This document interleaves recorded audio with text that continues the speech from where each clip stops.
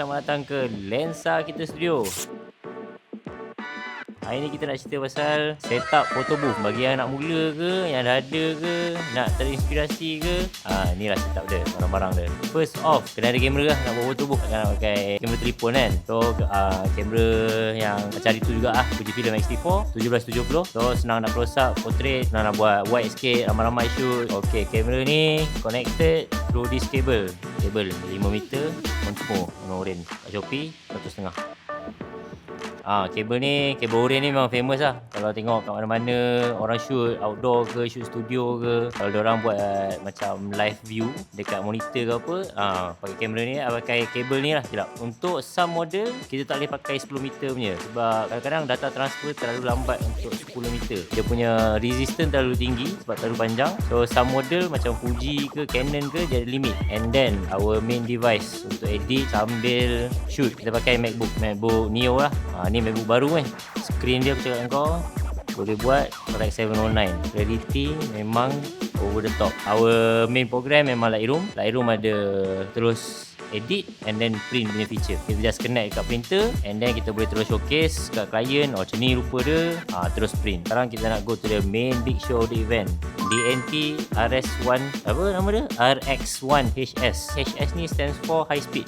Untuk commercial printing dengan high speed printing ni, kita memang cari kat brand Jepun ni brand Citizen. Kalau korang tahu jam dulu-dulu kan, orang pakai jam Citizen tu kan, dia orang buat printer kat. Ni sub brand dia Citizen System daripada Japan, DNP. Harga dia kat market sekarang kalau baru 4,500, tapi kalau second kau boleh dapat je around 3,000 ke 2,500 macam tu lah. Lepas tu kita tengok dia punya dalam dia.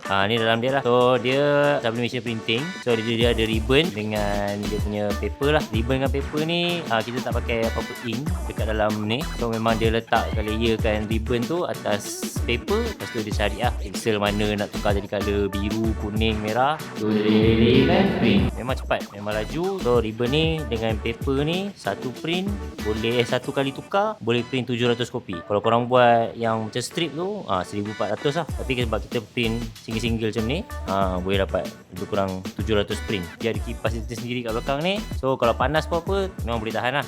Memang heavy duty gitu. So printing quality ni memang mantap untuk printer ni. Dia ada 300 dengan 600 dpi lah. So kalau korang print 300 ppi pun memang boleh nampak lah dia punya tai lalat ke apa ke kan. So detail lah. Dia ada dua printing punya mode. So yang ni kau tengok ni antara matte ataupun glossy lah. So kalau korang pegang boleh rasa ada punya matte ataupun glossy.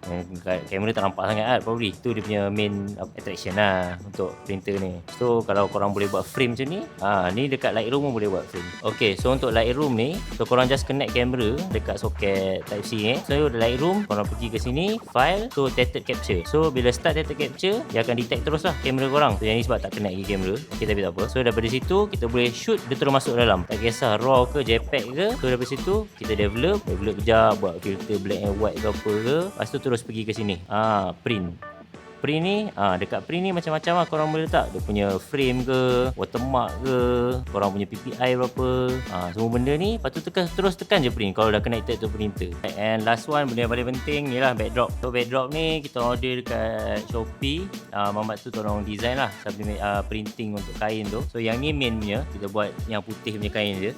Kain putih macam ni lah. Tapi yang ni kalau korang request design ke, nak print ke apa ke, boleh. Dia memang pasang-pasang senang je. Saiz dia kecil, tapi dia boleh expand up to 3x3 meter ataupun 3x6 meter, depend on produk yang korang beli lah. So kalau benda ni menyenangkan lah daripada korang pasang backdrop macam ni belakang ni kan. Tapi kalau korang nak request backdrop ikut apa yang studio kita orang ada, boleh. Ni backdrop macam-macam ada. So untuk photo booth, ini je barang yang korang perlukan untuk buat live photo booth. Bagi aku memang simple tapi a bit mahal. Kalau korang nak start, maybe dengan laptop ke, korang boleh kurangkan bajet kat laptop, maybe ambil yang murah sikit. Printer, sometimes Epson ada printer yang murah sikit berbanding dengan DMP. DMP ni reliable tapi mahal. And then kamera, carilah kamera elok sikit. Kalau korang nak shoot portrait, pakailah prime lens daripada pakai zoom lens kan. So dapat quality yang elok, kita print gambar PPI tinggi, DPI tinggi, baru high quality, baru orang ke gambar kita. Thank you for watching Lensa Kita Studios, and kita jumpa lagi for the next gear review. Kalau korang ada apa-apa komen ke apa ke, boleh tanya kat bawah lah.